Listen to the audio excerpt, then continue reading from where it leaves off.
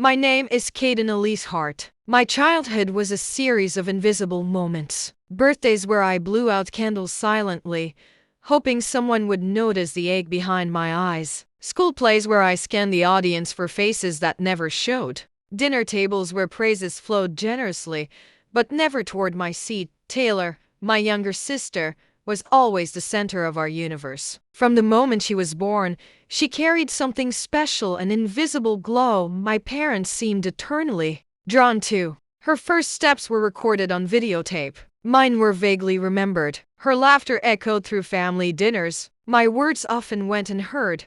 I remember one Christmas vividly. I was 13 and had spent weeks carefully crafting a scarf for my mom, saving scraps of wool from art class, sneaking stitches after homework. Christmas morning, my heart raced as she unwrapped it. She smiled briefly, set it aside gently, and reached eagerly for Taylor's gift, a picture frame she had bought the day before. Mom's tears of joy streamed down her cheeks. "Taylor, this is perfect."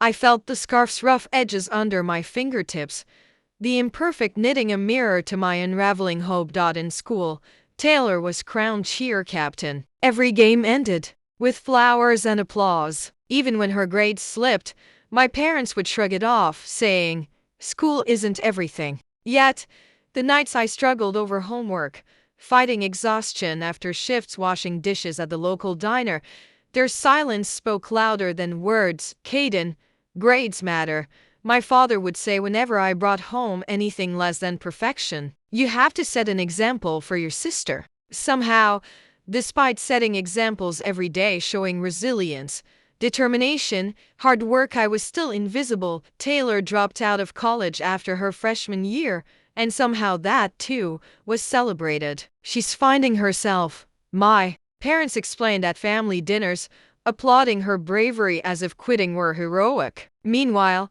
I was working 3 jobs, fighting sleep in lectures, running from job to job with holes in my sneakers. Yet at dinner, I was asked, "Why aren't you more like your sister, Kayden?" She's not afraid to follow her heart. Following my heart never seemed like an option. Survival, perseverance, that was my lane. I couldn't afford to stumble or slow down. I had to keep going, no matter how much it hurt, no matter how invisible I felt. When college acceptances rolled in, I stood at the mailbox alone, clutching envelopes marked "Congratulations." My parents' smiles were brief, overshadowed by a sigh, a casual reminder that college was expensive, followed quickly by praise for Taylor's latest job, receptionist at a boutique downtown. The bitterness settled deeper inside me, shaping the corners of my heart into something hardened yet fragile. Each silent dismissal chipped away at the child who once believed she could be seen if only she tried hard enough. Graduation was supposed to be different. The moment where I could finally emerge from invisibility, holding my degree as proof that my struggles meant something. But even that became another chapter in my family's quiet betrayal. "We can't afford to come, Kayden," my mother said, voice soft and dismissive over the phone. Yet the next day, Taylor called, gushing that Mom and Dad had wired her $1,200 to fly out and attend my graduation. "You know, Kayden, to represent the family." "You'll be busy anyway," Taylor explained cheerfully, oblivious as ever. The ache in my chest deepened, filling my lungs until I struggled to breathe.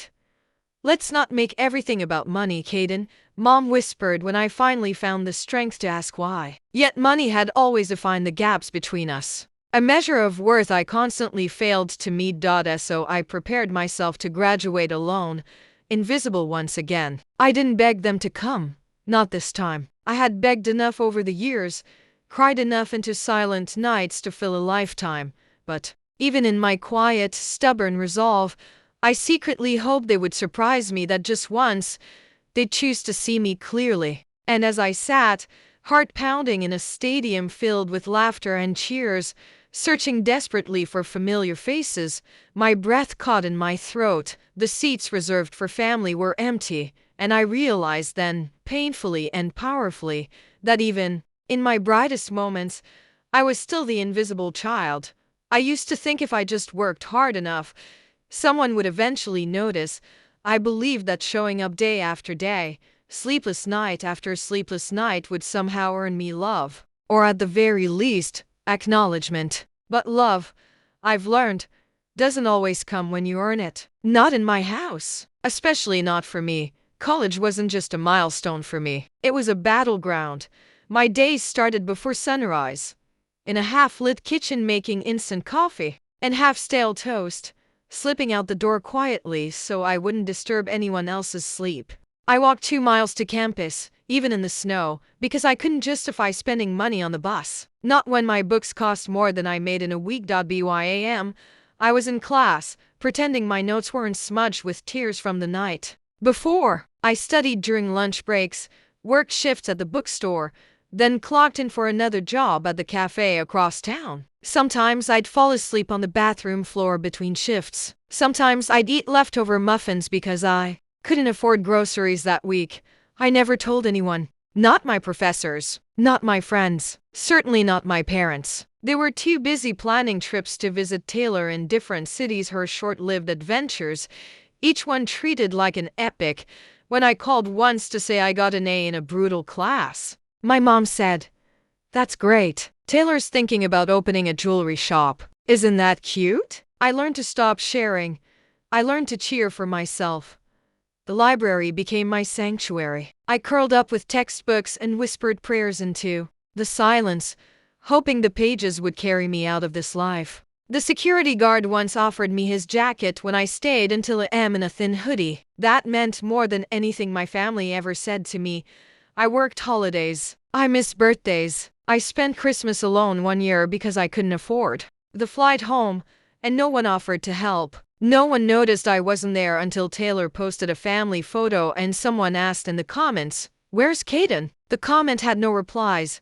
I kept pushing. 1 semester became 2. 2 became 4. Each one layered with more jobs, more exhaustion, more quiet resentment. I learned how to sew my sneakers back together when the soles cracked. I learned how to survive.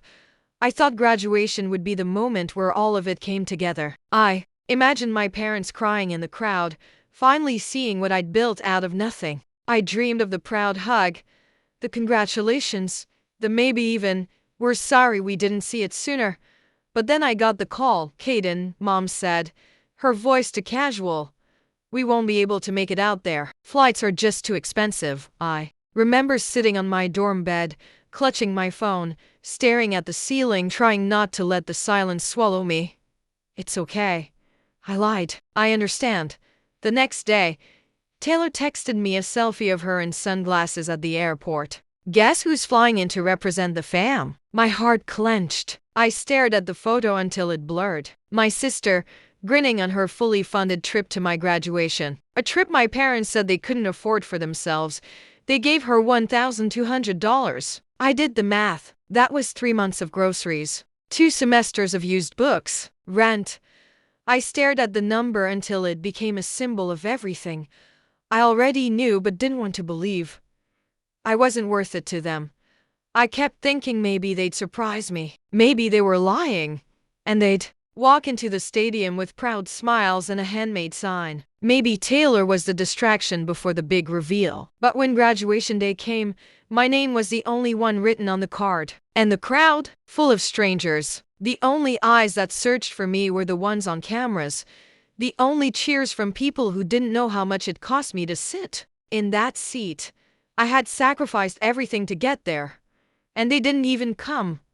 Graduation was supposed to mean something. After everything I'd clawed my way through, every sleepless night, every shift I worked until my hands trembled, every meal I skipped to afford books, I thought walking across that stage would be the moment it all felt worth it. But the closer it got, the heavier it felt. I tried not to hope. I told myself not to expect anything from them. But the child inside me, the one who used to glue macaroni to cards and wait for praise, still dreamed of my parents showing up. Just this once, choose me. Instead, they chose Taylor, again. "We sent Taylor money for the flight," Mom said, like it was some gift to me. "She'll be there to represent the family. You'll be busy anyway, honey." I didn't answer at first. I felt like the air had left the room. "You said you couldn't afford to come." I managed, my voice thin and flat. "Well, she replied, and I could already hear the irritation creeping in. Let's not make everything about money, Kayden. But it was about money. It always had been. Just not for me. Taylor had a new phone before her old one ever cracked. She got braces, dance lessons, birthday parties with balloon arches and custom cakes. When I needed textbooks, I borrowed. When I chipped my tooth, I waited until it ached so badly I couldn't sleep. And now, for the biggest day of my life, they chose to wire my sister $1,200 instead of flying out themselves. She's flying first class, Taylor told me in a voice note. Like it was a joke. Dad said I deserve it. Ha ha. I laughed too, but it wasn't funny. The laugh caught in my throat and curdled into something bitter, something sharp. I stopped responding to her messages after that. I knew she didn't mean harm. Taylor had always lived in the glow of being the favorite, but she never asked for it. She didn't see the shadows it cast on me. She couldn't. That night, I laid out my graduation dress on the bed, simple, black, borrowed from a friend. I smoothed the wrinkles with my palm and stared at it until my eyes burned. I didn't cry. I was tired of crying for people who couldn't even show up the week of graduation. My roommates' families flooded our tiny apartment with balloons and laughter. Someone's dad grilled burgers out front. Someone else's mom brought a scrapbook. The hallway smelled like perfume and home. My room stayed quiet. I wanted to be happy. I wanted to scream. I did it. I wanted someone to look me in the eye and say, "We're proud of you, Kayden. We see you." Instead, I sat alone at night, reading over my valedictorian speech until the words blurred. It was supposed to be a victory, but it felt like abandonment. Everywhere I looked was a reminder that this celebration wasn't built for someone like me. Not for the girl who climbed her way out without help. Not for the one who was easy to forget. Still, I showed up. I picked up my cap and gown. I signed the forms. I wrote the speech. I walked past the mirror and didn't recognize the girl in the reflection. She looked tired, hollowed out, but determined. Because if no one else would clap for me, I would, because I had survived. And maybe that didn't mean something to them, but it had to mean everything to me. The morning of graduation, I woke before my alarm. It was still dark out. Quiet. I sat up in bed, staring at the cap and gown hanging on the back of my door like they belonged to someone else. Someone whose parents were probably already on their way, camera in hand, full of plans for dinner after. Someone who mattered. I got dressed in silence. The dress I'd borrowed felt tight across my chest, like it was struggling to hold everything in, every ache, every disappointment. I pinned my hair back, one bobby pin at a time, steadying shaking fingers. There were no flowers waiting on the counter. No notes slipped under my door. Just the sound of my roommates laughing down the hall, families buzzing around them. I tried not to listen, tried not to imagine how it would have felt to be one of them. My Uber driver was a kind older man who asked if my parents were meeting me there. I smiled politely and said they couldn't make it. He didn't press, but he did wish me luck. And somehow that made my throat tighten more than I expected. The stadium was enormous. Echoes of laughter and joy bounced through the air.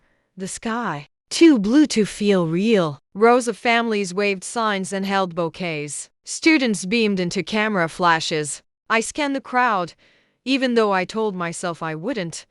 I looked until my eyes hurt, but they weren't there.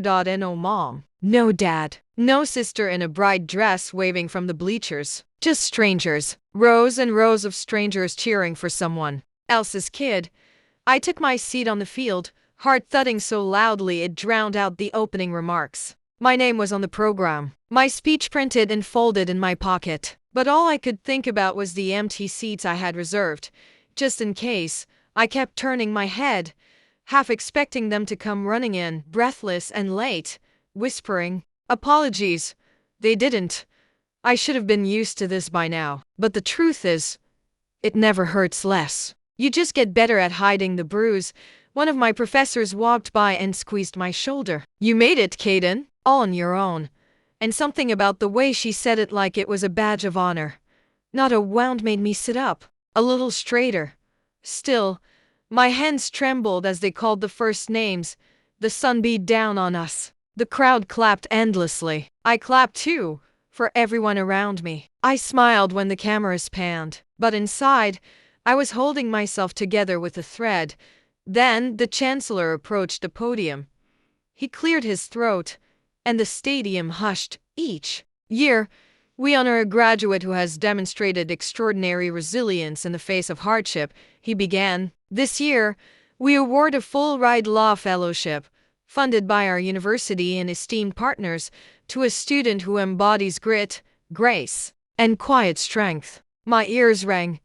I wasn't thinking of me. I was still looking around, scanning for familiar faces, still hoping for a miracle. Then he said my name, loud, clear, echoing off every wall. Gasps, applause, whispers.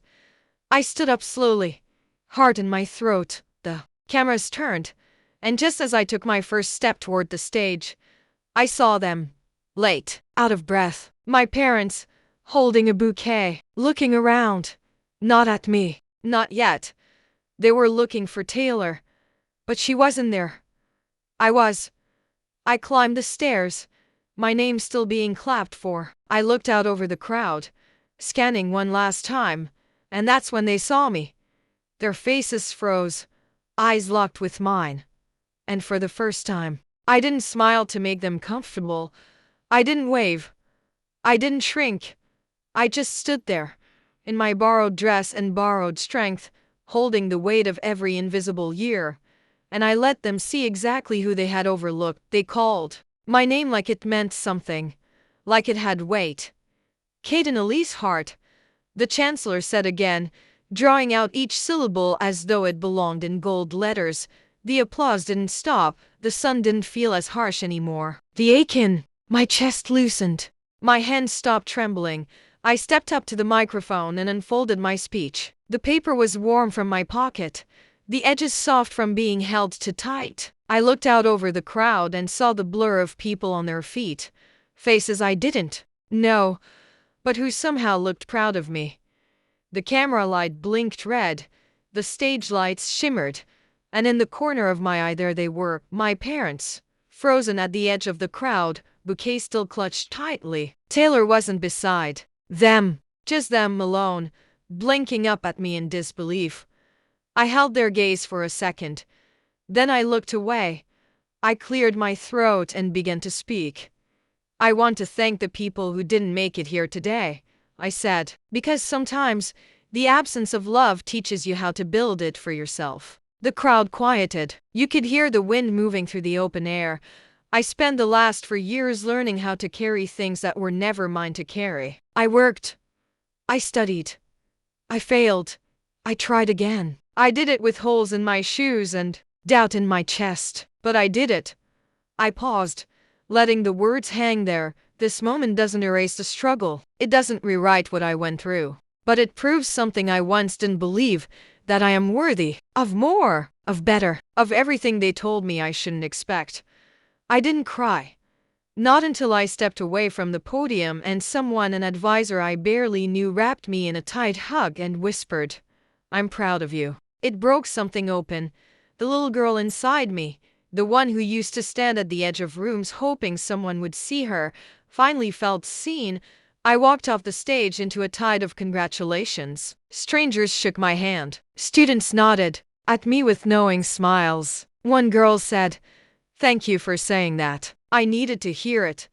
I nodded back. It wasn't about vengeance, or spite, or proving my family wrong. It was about finally feeling like I could stop proving anything to anyone. I had done enough. More than enough. My parents never approached me. They lingered in the background like an echo from a life I used to chase. I saw them speak to a staff member, gesturing toward the stage, confused, embarrassed, out of place. They didn't have a seat. Because they hadn't planned to be there. Because they hadn't believed it would matter. I didn't go to them. Not right away. Not with arms wide open. I stood with my peers, took photos, accepted hugs, signed programs. I let myself be celebrated by those who saw the work, not just the title. Eventually, I saw my parents making their way out of the stadium. I watched them leave, Watched my mother look over her shoulder one last time, eyes catching mine for a second. She opened her mouth like she might say something, but she didn't, and neither did I, because sometimes silence speaks louder than forgiveness, because sometimes being recognized doesn't mean being acknowledged by those who never chose you. Sometimes it just means you finally chose yourself. They were late. I saw it on their faces, the way they scanned the crowd, the confusion knitting between their brows. My mother clutched a bouquet so tight the cellophane crinkled with every heartbeat. My father adjusted his shirt collar like the heat was pressing in. They looked around like tourists lost in a city they thought they knew, and the irony, they were searching for Taylor. I knew it in the way their eyes moved, desperately, hopefully, as if she might wave from the crowd or step onto the stage. But Taylor wasn't there. She never had been, and they were the only ones who didn't realize it. Instead, I was not in a seat, not watching from the audience. I was center stage, name echoing off every wall, fellowship in hand, spotlight on me. They didn't recognize me at first. Maybe it was the distance, or maybe it was disbelief. After all, I'd been the background child for so long. I imagine they forgot what I looked like when I stood tall. When my name was called and I stepped up, their heads snapped toward the stage. My mother gasped. My father didn't move. It took a full 5 seconds before realization bloomed. She's the one. That's Kayden. The moment stretched out like wet laundry on a line, heavy, fragile, waiting to drop.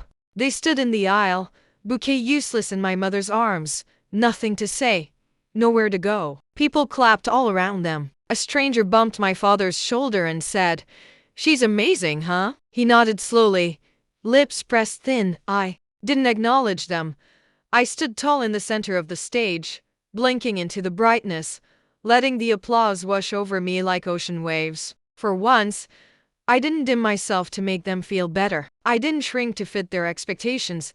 I had made it up the mountain they pretended wasn't there, and now that I was at the summit, they finally looked up. It was strange, seeing them so small from up there. After the ceremony, I saw them again by the entrance. My mom's eyes were red. My dad looked like he wanted to speak but kept swallowing the words. Taylor's absence hung between us like smoke. They didn't approach. Maybe they weren't sure how. Maybe they were ashamed. Maybe they were still trying to understand how the girl they overlooked had become the woman commanding the room. Or maybe they were waiting for me to come to them. But I didn't. I walked right past, surrounded by classmates and faculty, flowers from a friend in my arms. I didn't stop. I didn't slow down. I caught my mother's eye for a brief second. She gave me a tight smile, a shrug, the kind that said, "Well, you did it," as if it had been easy. As if she'd had a hand in it, but I had done it without them. Every step, every sacrifice, every night I thought I wouldn't make it.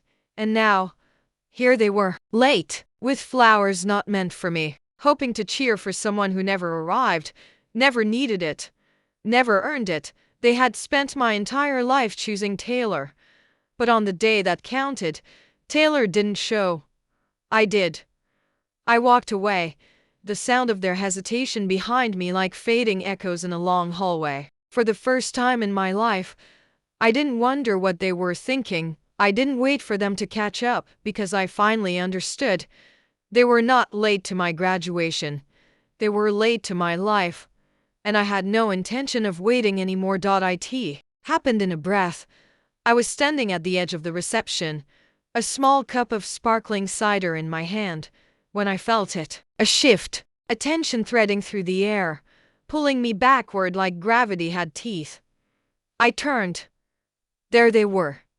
My parents, alone. No Taylor, no cheering, no distraction. Just them, watching me from across the room like they were waiting for permission to step into a story they hadn't read. And for the first time, I let them look. I didn't flinch. I didn't drop my gaze or smile to make it easier. I met their eyes and held it. It was raw, like standing barefoot on glass. I could feel everything in that stare. The years of silence, the missed birthdays, the one-way phone calls, the way my name always tasted like second place on their tongues. My mom took a step forward, then paused. My dad's jaw clenched, then loosened. He looked tired, not from travel, not from time, but from truth. The kind that doesn't let you sleep when it finally catches up. I could see it in their eyes. They were trying to figure out if they had the right to be proud. They didn't know the version of me standing before them. The woman who had climbed out of the pit they left her in. The woman who didn't need them to be whole anymore. And I realized something then. I didn't hate them. I had spent years thinking I did. Trying to untangle love from grief. Fury from longing. But standing there, eye to eye, I felt something else entirely. I felt done. Done waiting. Done hoping. Done bleeding for people who wouldn't even bring a bandage. I didn't want revenge. I didn't want a screaming match or an apology etched in shaky voices. I just wanted to be free. And I was. Because they could look at me now and finally see what I had always known deep down, even when they tried to convince me otherwise, that I had worth, that I had value, that I had built something unshakable from the rubble they left behind. My mom mouthed something I couldn't hear. Maybe it was my name. Maybe it was sorry. But I didn't need to decode it. I'd spent too many years trying to make sense of what she didn't say. So I just nodded once. Not out of forgiveness. Not out of invitation. But out of closure. Then I turned. Not because I was hurt, but because I wasn't anymore. I walked toward my friends, toward laughter, toward love that had shown up when it mattered, toward the version of life I built with my own calloused hands. Behind me, they stayed frozen, and maybe they would talk on the ride home. Maybe they'd argue, maybe they'd regret, or maybe they wouldn't. But I wouldn't know, because I had let go, and that eye contact, that was goodbye. I didn't feel like a hero walking away. And no slow motion exit. No cinematic music, just the steady beat of my own footsteps on concrete, moving toward the parking lot, the borrowed flowers in my hands already starting to wilt in the sun, but every step felt real.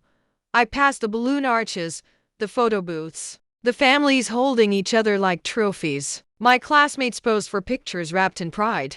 I smiled at them, not bitter, just distant, like I was walking out of a world I was never fully invited into. My phone buzzed. A message from Taylor. Heard you got some kind of fellowship thing? That's wild. Proud of you, big sis 3. I stared at it for a second. And no mention of the ceremony. No clue she hadn't been the one the flowers were meant for. No idea she'd just missed a moment our parents finally saw me. Typical. I turned the phone face down in my hand and kept walking. There was no need to reply. Not now, maybe not ever, because the version of me that used to chase after crumbs was already fading in the rearview. I stopped at the bus stop down the block, the one I used to wait at every day, coat zipped to my chin, fingers stiff with cold. I sat on the bench, graduation cap in my lap, and breathed for the first time all day. Really breathed. Not for survival, not through gritted teeth, but full lungs, full chest. The kind of breath that says, "You're still here." A woman across the bench glanced at me, then at the cap. "Graduated today?" she asked. I nodded. "Yeah." She smiled. "You should be proud." "That's not easy." I blinked at her, stunned by the kindness of a stranger.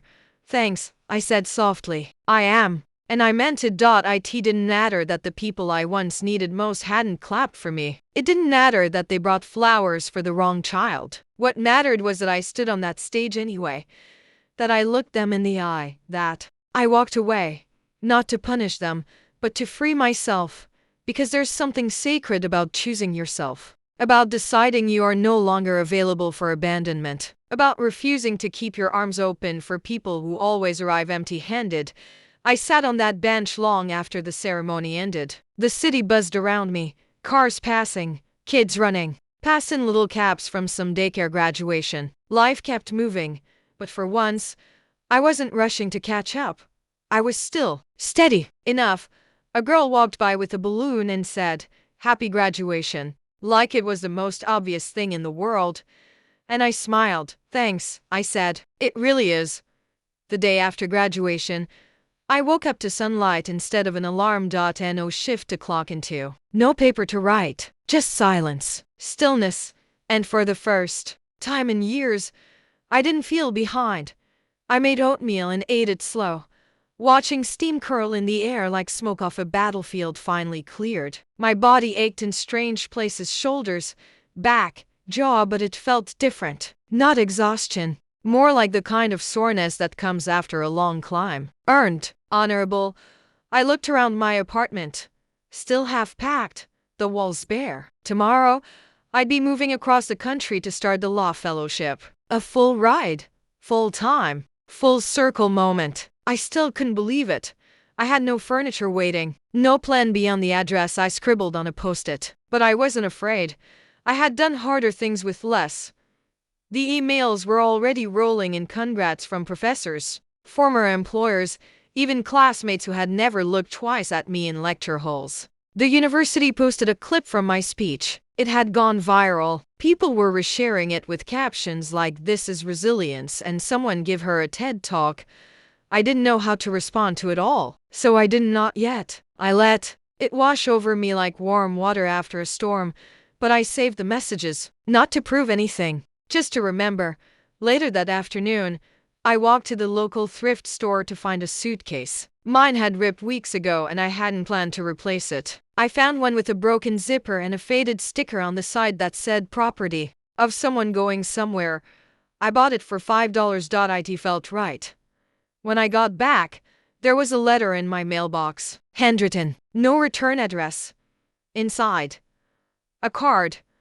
"We're sorry we weren't there earlier. We're proud of you. Love, Mom and Dad." No bouquet. No call. Just 10 words. And strangely, it didn't undo me. I folded the card and placed it in a drawer. I didn't know if they meant it, if it was guilt or grace or habit. But I knew this much. I wasn't going to build my future on apology. I was already building it on truth. That night, I sat on the floor with my new suitcase and a Sharpie. I stared at the faded sticker and added 3 more words beneath it. She made it. And I had. Not in the way they expected. Not in the way they celebrated. But in the way that mattered most. I made it to myself. And now, I was moving forward. Not with a clean slate, but with a strong spine, a soft heart, and a story I finally didn't feel ashamed to call my own. The path ahead wasn't easy, but it was mine. And I was ready to walk it. It's been 3 years since that day. The fellowship turned into a job. The job turned into a calling. I'm now a public interest attorney, standing beside people who know what it means to be overlooked, unheard, unseen. People like me. And every time I walk into a courtroom, I carry a part of that girl who once waited for her family in a stadium filled with strangers. She's still with me. Not as a wound anymore, but as a witness. My apartment now has furniture. Real furniture. Not milk crates and borrowed rugs. There's a little couch by the window where I drink tea in the morning. A desk covered in highlighters and post-it notes. A growing collection of worn-out sneakers by the door, proof that I still run toward what matters, even if I move slower. Now, I talk to Taylor sometimes. Not often. She sends memes, the occasional check-in. We exist in a strange middle ground, not close, but not gone. I don't resent her anymore. She didn't ask to be the favorite. She just never questioned it. My parents, we speak. Holiday cards. A call on birthdays. Surface-level things. They ask about work, say they're proud, but we don't revisit the past. I don't need to. I don't carry it like armor anymore. I don't carry it at all. Forgiveness, I've learned, isn't always a grand moment. Sometimes it's a quiet decision to stop reopening the same wound. Sometimes it's just saying, "That happened. It hurt, but I'm still here." And I am. Still here. Still standing. Still building. There's a photo of me from graduation day. On my bookshelf, standing at the podium, eyes forward, no smile. People think it's solemn, but to me, it's powerful. It's the moment I chose myself. I've made peace with not getting the apology I once begged for. I've stopped needing my pain to be validated by the ones who caused it. That's the thing about healing. It's not loud. It's not a spotlight. It's soft. Patient. It comes quietly, often when you least expect it, and says, "You can rest now." And I do. Some mornings, I pass other girls on their way to class, backpacks heavy, eyes tired. I see myself in them, and when I can, I stop. I say, "You're doing great," because sometimes that's all someone needs to keep going. To be seen. To be reminded that they matter. Kayden Elise Hart. That name means something now. It's stitched on the edge of my office door. It's signed at the bottom of my briefs. It's whispered in quiet prayers and shouted in tiny victories. I earned it, every syllable. I don't need to prove it anymore, not to them, not to anyone, because I know I made it. And that's enough.